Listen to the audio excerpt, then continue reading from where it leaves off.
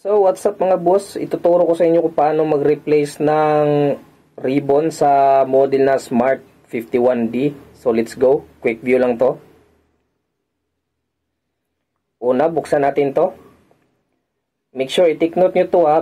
Videoan nyo ito yung, yung forma ng ribbon at saka picture. Yan, para hindi kayo malito sa pagbalik, no?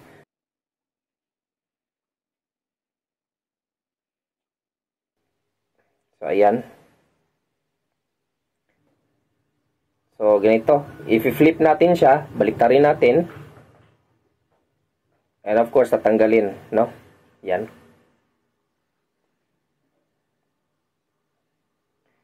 So, kunin natin bagong ribbon. So, ito yung supply at saka yung pa-out na yung, ribbon.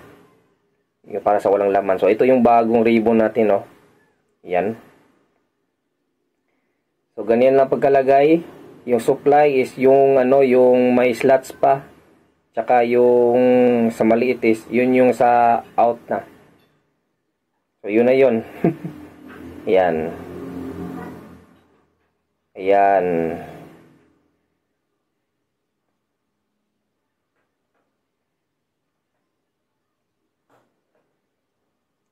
So, ayan, i-zoom natin. Pasensya na kung blur kanina. So, yan sa supply at saka yung yung para sa walang laman. So, ganito lang forma.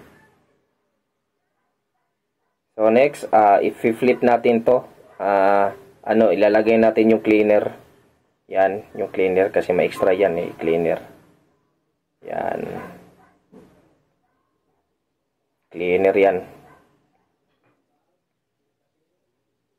Lagay natin cleaner. Then, yung sticker niya, tanggalin natin. Yan.